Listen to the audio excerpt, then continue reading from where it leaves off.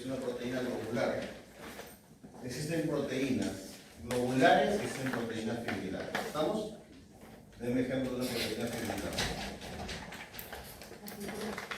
¿Cuál? Fibrilar. El fibrinógeno es una proteína globular. La fibrina es una proteína globular. Denme ejemplo de una proteína fibrilar.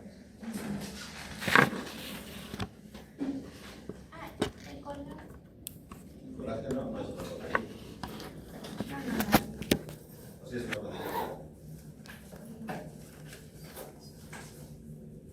Una proteína fibrilar es la miosina y la actina, que mueven el músculo. Son proteínas fibrilares, la actina y la miosina. Nosotros tenemos proteínas globulares y proteínas fibrilares en toda nuestra economía humana. Entonces, en el caso de la hemoglobina es una proteína globular. Ojo, es una proteína conjugada, está formada por más de una unidad. ¿Sí? Pesa un poco más de lo que pesa un anticuerpo. Un anticuerpo de la IgE, ¿cuánto pesa? 45 kilodaltos más o menos. Esta pesa 64 kilodaltos. Y esto es importante, tengan en cuenta esto que les voy a decir acá.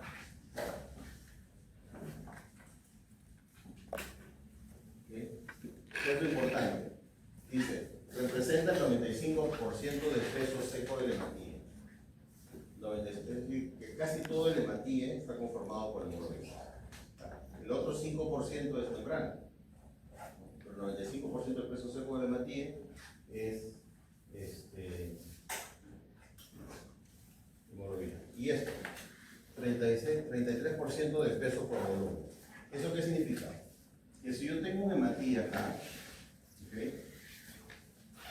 Y lo divido en 3, esto de acá es hemoglobina, ¿okay? 33% del volumen. Eso quiere decir que estas 2/3 partes es agua, ¿verdad?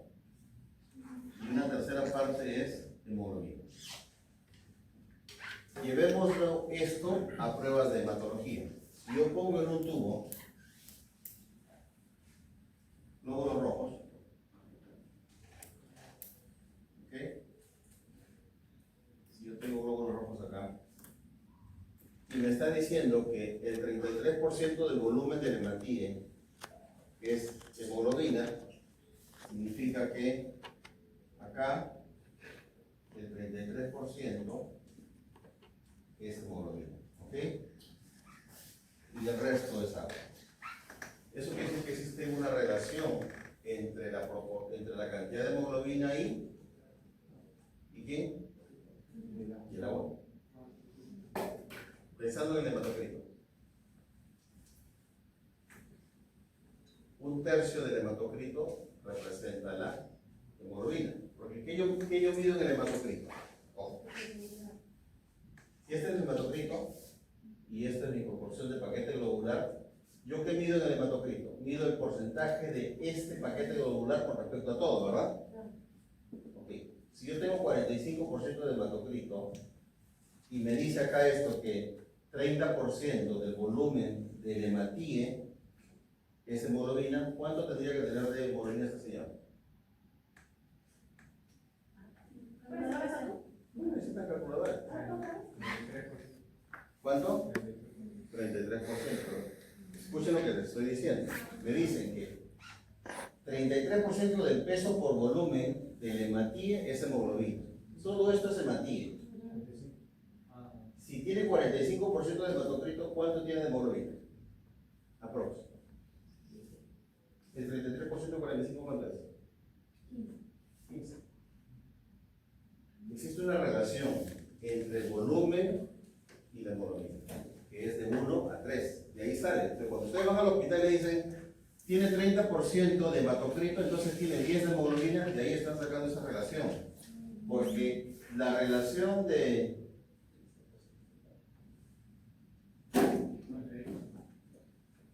¿Qué?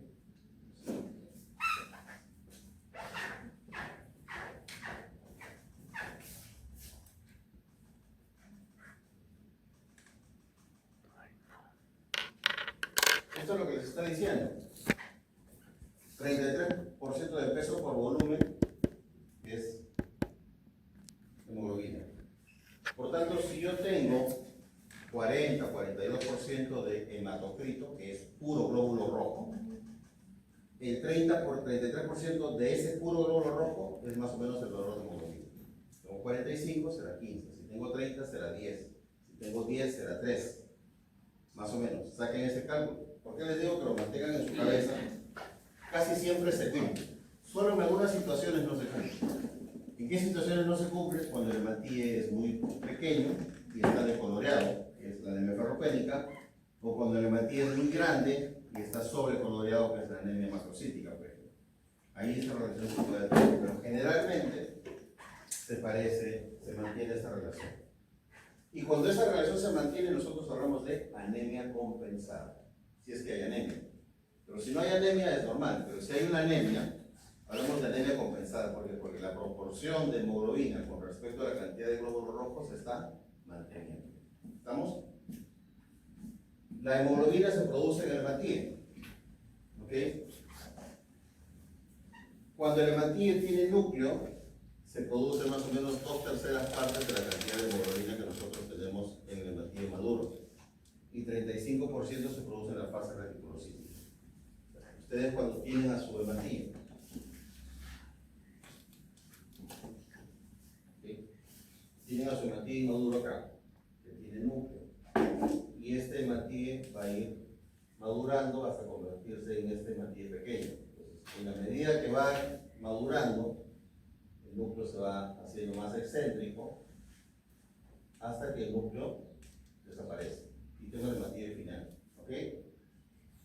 De acá a aquí, más o menos, 65% de hemoglobina ya se formó. Luego queda el ribosoma restante, que luego se va a ir perdiendo. Ahí se produce 35% de la hemoglobina. Es decir, la mayor cantidad de hemoglobina se produce acá. Y hemos dicho en la hematopoiesis que ¿cuánto demora este proceso? Entre el hematíe, que es nucleado, de célula madre, hasta que es hematíe maduro, ¿cuánto demora? 2 meses aproximadamente. ¿Okay? 2 meses aproximadamente. Entonces, tengan en cuenta esto porque sabiendo esto, yo sé cuánto demora en instaurarse una anemia. Las anemias no se instauran de repente de la noche a la mañana a menos que sea una hemorragia aguda. Pero para que yo encuentre una anemia en una persona, el proceso de implantación de la anemia ha tomado mucho tiempo. ¿Okay?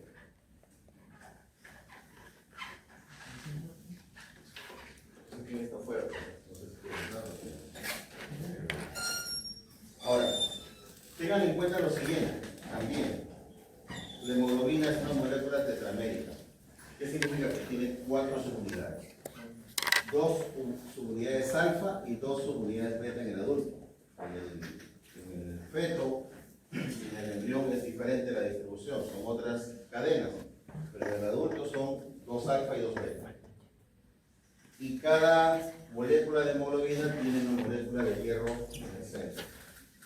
Temprano pregunté en la otra clase si era hierro más 2 o hierro más 3. Y todos me contestaron hierro más 3. Los he dejado irse como si no nada de su casa. No sabía que era 2. El profesor es maligno, sí es maligno a veces. Entonces, ¿cómo se sintetiza la hemoglobina? O sea, recuerden esto, se lo dije la semana pasada y quiero que lo graben en la cabeza, por favor.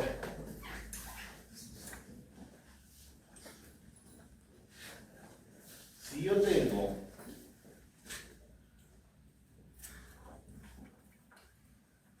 alimento que tiene ferro, ¿ese alimento qué tipo de fierro tiene? Sea carne, sea verdura que tiene hierro.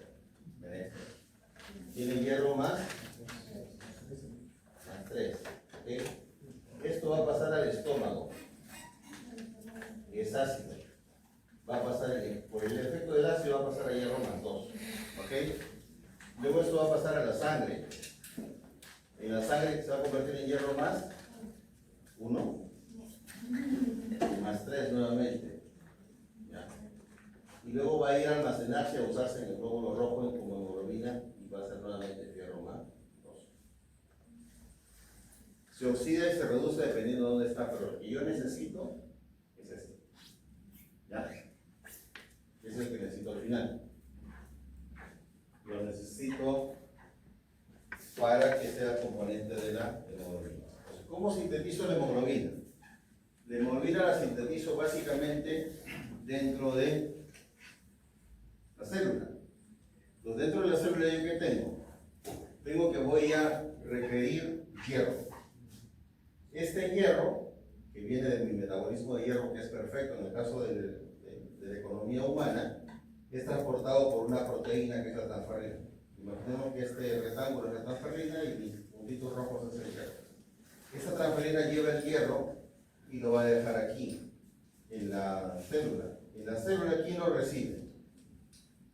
Lo recibe la ferritina, que es mi molécula almacenadora de hierro, es otra proteína. Entonces, esta proteína transferrina que circula en la sangre le va a dar el hierro a la ferritina, ¿ok? Y lo recibe como hierro más 3, ¿ok? Lo va a recibir como hierro más 3, porque el hierro más 3 es el que circula en la sangre, ¿ok? Luego, en la célula lo que voy a hacer es producir hemoglobina. ¿Pero cómo produzco hemoglobina? Primero necesito producir proteína. Y los ribosomas son los que producen las proteínas. Esos ribosomas me van a producir la parte proteica de la hemoglobina, que no es otra cosa que la globina. Mis 2 moléculas alfa y mis 2 moléculas beta. Esa es la porción globular, la globina, la porción proteica de la hemoglobina. ¿Okay? ¿Por qué se dice que es conjugada la hemoglobina? Porque tiene una porción puramente de proteína y otra porción que es la porción N, que no es proteína. El grupo N, o sea, si yo veo la piel, veo los huesos, es mi zona de baja presión de oxígeno. ¿No? Ahí produzco anhídrido carbónico. Esas zonas son de alta presión de anhídrido carbónico, los tejidos. Y mi zona de alta presión de oxígeno son los pulmones. Entonces, cuando el glóbulo rojo llega al pulmón, insisto, hay una alta presión de oxígeno. La temperatura del cuerpo es estable en todo el organismo. Por supuesto, hay ligeras variaciones. El aire se tiene que calentar para que pueda ingresar. Para eso están las células nasales, básicamente para calentar el aire, ¿ok? Y tengo un par de componentes que son importantes. El pH, ojo, eso es un componente importante, y el otro componente importante es la presión de CO2. Como les digo, es más alta en las células que están trabajando. Y lo otro que tengo es la concentración de difosfoglicerato. Entonces, digamos que esta es mi presión de oxígeno, acá. Esta es mi presión de oxígeno, y esta es mi saturación de oxígeno para la hemoglobina, es decir, cuánto la hemoglobina se satura de oxígeno. Esta es mi presión de oxígeno y esta es la saturación de oxígeno por la hemoglobina. Entonces voy a enfrentar esas dos variables. Entonces, ¿dónde se satura más la hemoglobina? Cuando hay alta presión de oxígeno, se satura más la hemoglobina. Esto es como si fuera el pulmón. ¿Ok? ¿Y dónde hay menos saturación de oxígeno? Cuando hay poca presión de oxígeno, hay poca saturación, esto es como el tejido, como el tejido periférico. Entonces, si ustedes se dan cuenta, a esta altura mi pH es alto, mi presión de CO2 es baja y mi concentración de 2,3 difosfoglicerato es baja. Y mi temperatura es baja. ¿Okay? Y aquí las condiciones van a variar. A medida que tiro hacia la derecha, temperatura alta, baja el pH, aumenta la presión de CO2 y aumenta la concentración de 2,3 difosfoglicerato. Entonces, todas estas situaciones tienen que variar para que yo pueda captar el oxígeno, ojo, para que pueda captar el oxígeno y pueda liberar el oxígeno en el tejido. Entonces, si esto fuera mi glóbulo rojo, imaginemos que esto ya no es un tejido, sino si esto fuera el glóbulo rojo, y yo llego al pulmón como glóbulo rojo, ¿no? Y yo tengo alta concentración de oxígeno transportando, que voy a encontrar si estoy en glóbulo rojo y estoy lleno de oxígeno, llego al tejido, en el tejido que voy a encontrar alta presión de CO2. Por tanto, ese CO2 ingresa rápidamente al glóbulo rojo y el glóbulo rojo suelta el oxígeno. Lo contrario pasa en el pulmón. El glóbulo rojo llega al pulmón con alta concentración de CO2, pero ahí hay alta concentración de oxígeno, más presión de oxígeno. Por tanto, ese oxígeno va a remover al CO2 y va a reemplazarlo en el glóbulo rojo, y por tanto el glóbulo rojo captura el oxígeno y lo va a transportar al resto del cuerpo. Entonces, esta curva de disociación, así se llama, va a estar moviéndose dependiendo dónde se encuentre el hematía. Si se encuentra en el pulmón va a ser una cosa, si se encuentra en el tejido va a ser otra cosa. ¿Estamos? ¿Ok? ¿Pero se puede alterar esto? Sí. ¿Qué es lo que pasa si yo me meto en un carro, me siento, prendo el carro y cierro las ventanas? Se llena de dióxido o monóxido. Monóxido de carbono. El monóxido de carbono va a desplazar al oxígeno. Pero ¿cuál es el problema con el monóxido de carbono a diferencia del dióxido de carbono? El monóxido de carbono es mucho más afín a la hemoglobina que el dióxido de carbono. Y es más afín que el oxígeno. Por tanto, me enveneno muy fácilmente. Porque el monóxido de carbono tiene mayor afinidad por la hemoglobina que el CO2 y que el O2. ¿Okay? La hemoglobina, o las cadenas de la hemoglobina, se producen en dos cromosomas, cromosoma 16 y cromosoma 11. Entonces nosotros tenemos cadenas alfa y beta. Yo creo que eso es un poco la sabiduría de la economía humana, ¿no? El hecho de que las cadenas se produzcan en cromosomas distintos. Las cadenas beta en el adulto van a salir del cromosoma 11 y las cadenas alfa le hacen del cromosoma 16. Menciono el adulto porque esas son las cadenas que nosotros tenemos, pero las otras cadenas también nacen de estos cromosomas, por ejemplo, durante la etapa embrionaria y durante la etapa fetal. Entonces las cadenas épsilon, las cadenas delta, ¿no?, van a nacer de los mismos cromosomas y van a dar origen a otras hemoglobinas. Hemoglobina Gower 1, Gower 2, hemoglobina Portland y la hemoglobina fetal. Estas están presentes en la etapa embrionaria y en la etapa fetal, más no en hemoglobina en la etapa adulta. ¿Okay? Entonces la hemoglobina a lo largo de nuestra historia se forma así. Tengan en cuenta el tipo de célula, la flecha azul. Esto es el megaloblasto, que no es otra cosa que el blasto del hematíe. Tengo el macrocito y tengo el orgocito, que es el hematíe normal final. ¿Okay? Estos son los órganos que producen a los glóbulos rojos, a estas células que están arriba, de acuerdo a mi etapa de desarrollo. El saco vitalino, el hígado, el vaso y en el adulto la médula ósea. Ojo, esta línea diferencia mi etapa embrionaria y fetal, esto es de mi nacimiento y esto es mi crecimiento cuando estoy fuera de mi madre, hasta la adultez. Entonces se da cuenta que antes de nacer, nuestros glóbulos rojos son producidos por el saco vitalino, al principio cuando somos embriones, luego en el hígado y luego en el vaso cuando somos fetos. ¿Ok? Y la proporción de cadenas de hemoglobina es esta. Mi producción de cadenas alfa es casi la misma durante toda la vida, con excepción de una porción muy pequeña en la etapa embrionaria. Entonces las cadenas alfa están en toda nuestra etapa de formación de hemoglobina. Casi siempre hemos producido cadenas alfa.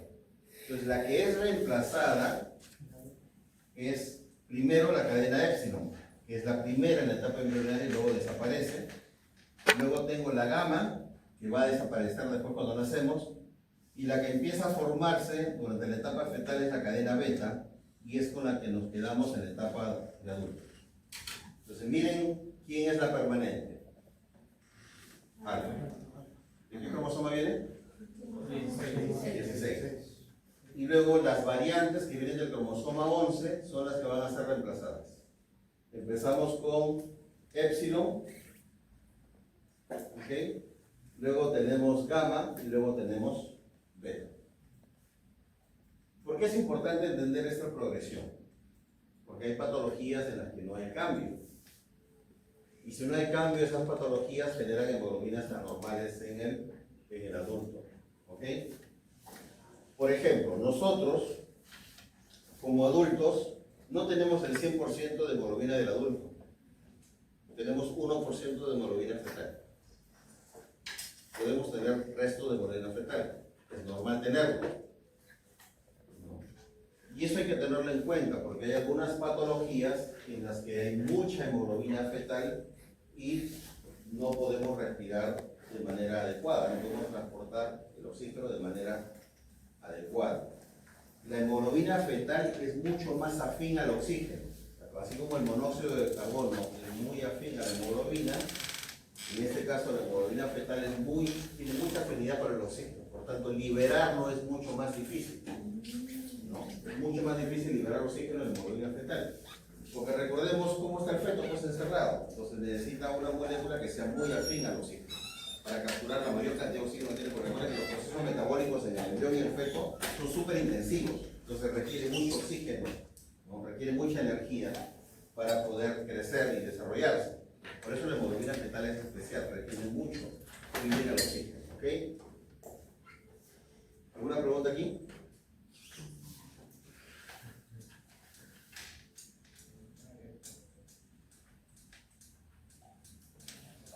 Ahora, ¿qué pasa si yo tengo, regresando a la curva, qué pasa si yo tengo, imaginemos que hay una madre, por ejemplo, de los que igual lo recuerdan, espero que si no lo recuerdan, yo tengo un problema.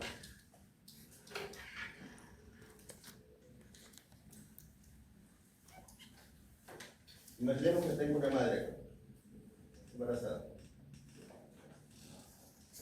y acá tengo su niño.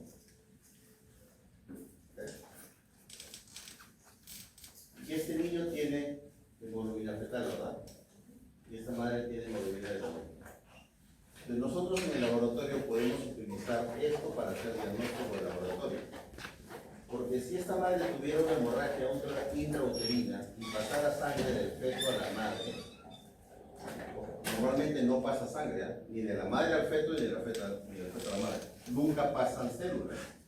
Lo que pasa es un filtrado del plasma. O sea, la barrera hematoplacentaria filtra la sangre y solo pasan los nutrientes.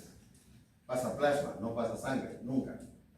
Solo pasaría sangre si hay rotura de la placenta, de esa barrera hematoplacentaria. O sea, normalmente no pasa sangre.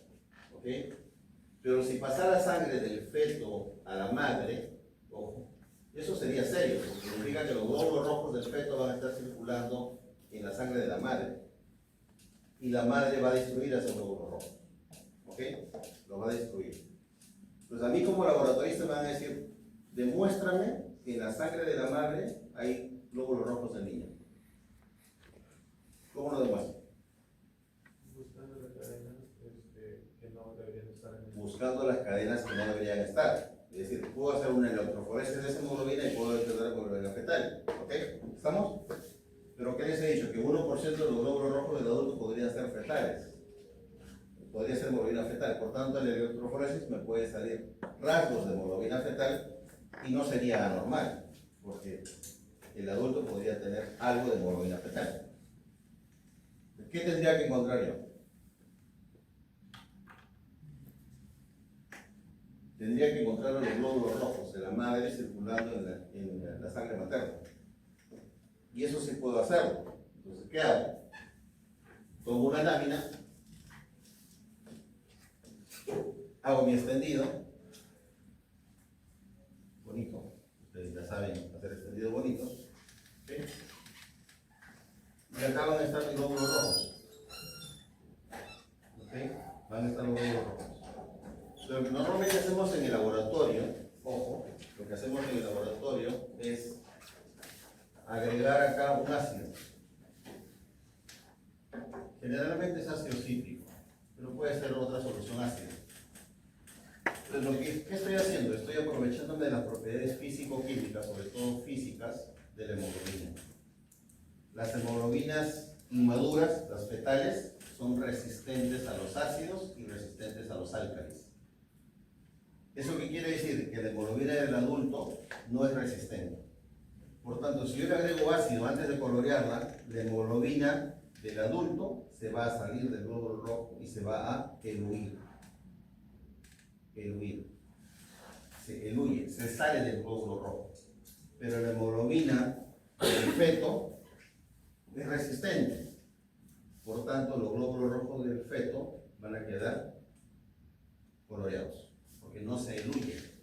Y cuando yo coloree esa lámina con Ray, voy a ver millones de células fantasma, que son las células del adulto, y si veo células coloreadas, representan a las células de ¿quién? Del feto. Entonces puedo demostrar que han pasado células del feto hacia la madre. Esta prueba se llama prueba de Kleihauer-Betke.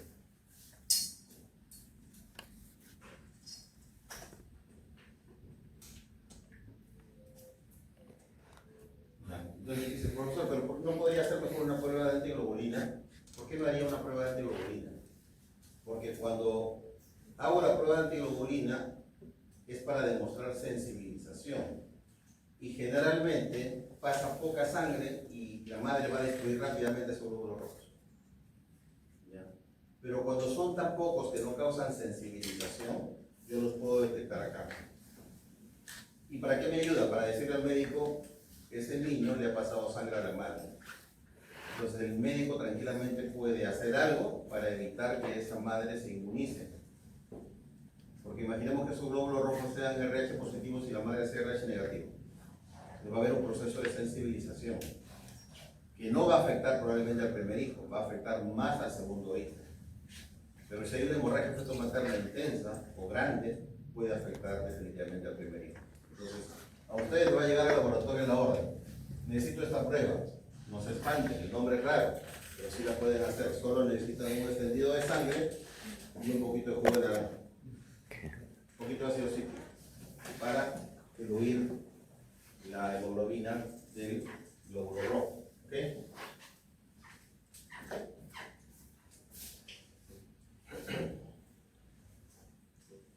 Ahora, hay tres hemoglobinas anormales que son importantes en clínica: la carboxihemoglobina, la metahemoglobina y la sulfahemoglobina. Entonces, la carboxihemoglobina es fácil de formar, de saber el envenenamiento de un auto. Cuando ustedes se envenenan en un auto, lo que están formando es carboxihemoglobina, están reemplazando el oxígeno por monóxido de carbono.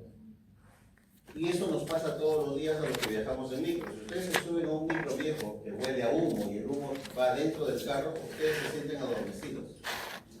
No es sueño, es envenenamiento. Su hemoglobina está capturando un monóxido de carbono. Y ustedes están empezando a quedarse dormidos y no se están quedando dormidos, se están muriendo.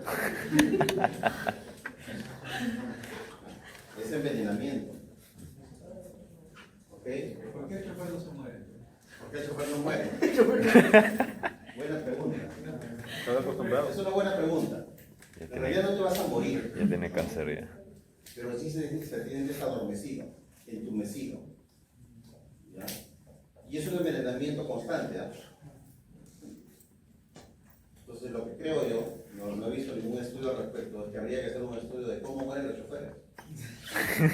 Sí, es que es verdad. O sea, asesinato hoy en día. Porque de repente mueren de muerte súbita frecuentemente, de repente mueren jóvenes de muerte súbita. Ahí tienes una explicación. Por cupo. Una potencial explicación. En países como el nuestro, donde la contaminación de los vehículos es alta. La metahemoglobinema, en cambio, es diferente. Entonces, hay un problema con el hierro de la hemoglobina. El hierro de la hemoglobina, ¿en qué estado está? Fierro más 2. Debería estar en fierro más 2. Pero cuando hay un proceso que altera esa oxidación del fierro y lo mantengo en estado férrico, fierro más 3, se produce una hemoglobina que es anormal, que se llama metahemoglobina y que me causa una enfermedad.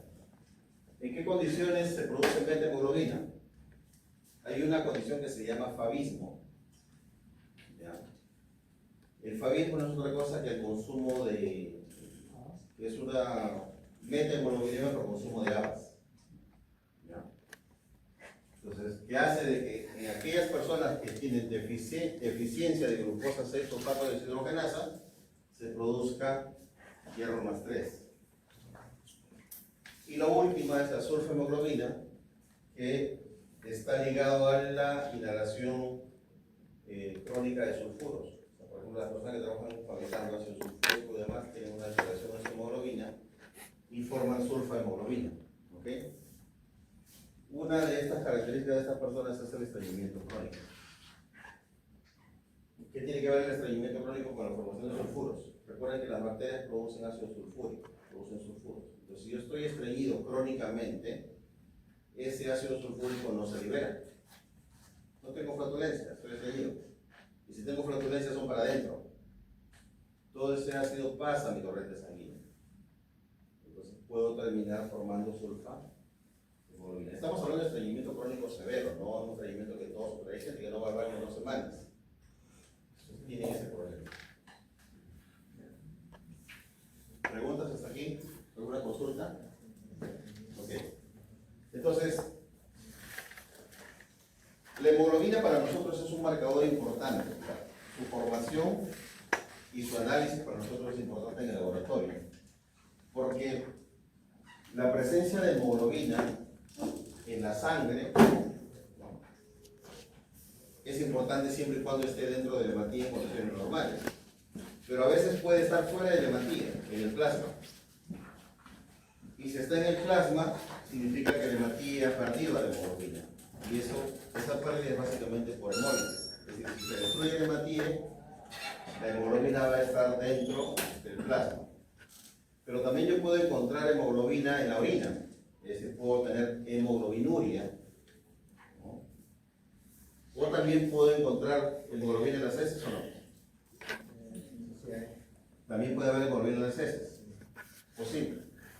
Pero ¿de dónde viene el grupo E? El grupo E viene de un proceso llamado síntesis de porfirinas, que es parecido a la síntesis de nucleótidos, que tiene que ver con la síntesis de nucleótidos. Estas síntesis de porfirinas básicamente vienen de una molécula precursora que es esta, ácido delta amino lebulínico, ¿sí? Vienen de ese derivado. Entonces, este delta ALA se va a convertir en porfobilinógeno, en urobilinógeno, en coprobilinógeno. Uro de orina, coproheces.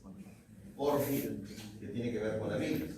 Entonces se dan cuenta que forma sustancias que están almacenadas o en la bilis, o que le dan color a la orina, o que le dan color a las heces.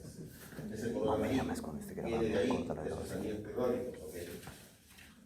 Estos anillos forman el protoen, pero para que este protoen se convierta en necesita asociarse al hierro. Hierro más 2 más el protoen forman el grupo En. Este grupo En se une a la globina y forma la hemoglobina. ¿Ok? Forma la hemoglobina. Esto sucede dentro de la hematía cuando la hematía es nucleada y cuando todavía tiene ribosomas después de perder el núcleo. ¿Ok?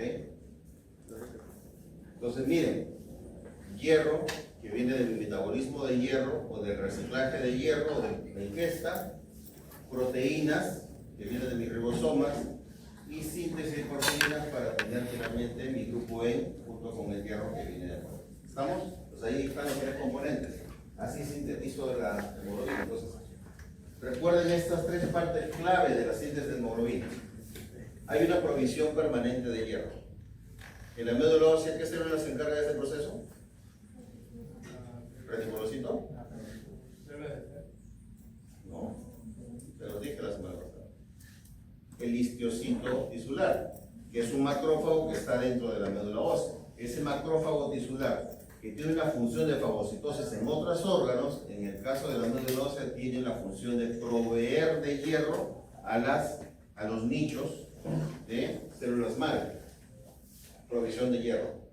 Síntesis de protoporfirinas que están acá y síntesis de globina. ¿Okay? Esos son los 3 procesos principales que tienen que recordar. Entonces le preguntan en el examen, ¿cuáles son los 3 procesos principales de la síntesis de hemoglobina? Ah, profesor, Primero, provisión de hierro. Segundo, síntesis de protoporfirinas. Y tercero, la síntesis de globina. ¿Ok? Ahí tienen la respuesta en caso se lo pregunten. Ahora, esa hemoglobina tiene una estructura globular. Hemos dicho que tiene dos cadenas alfa y dos cadenas beta. Entonces acá tengo en verde las cadenas alfa, que son opuestas, y tengo las dos cadenas beta que son opuestas. Forman mi tetrámero, 4 porciones. En el centro de cada porción de hemoglobina, yo tengo a mi grupo M, que es mi protoporfirina. ¿Okay? Está en el centro. Esta protoporfirina tiene, que es un anillo pirónico, está formado en realidad por 4 anillos pirónicos. ¿Okay? Esto de aquí son 4 anillos pirónicos.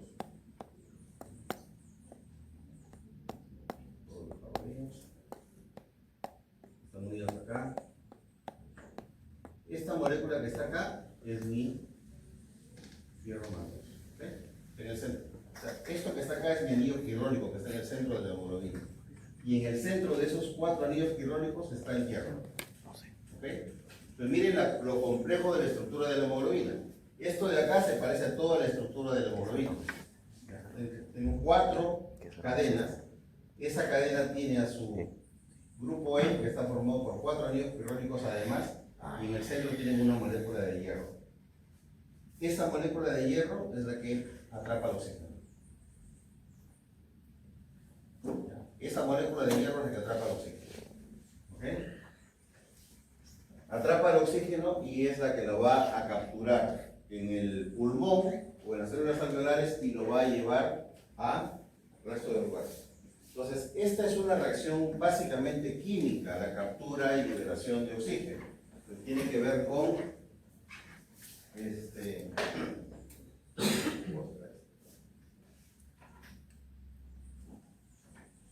¿con qué tiene que ver? Tiene que ver con lo siguiente. Ojo aquí.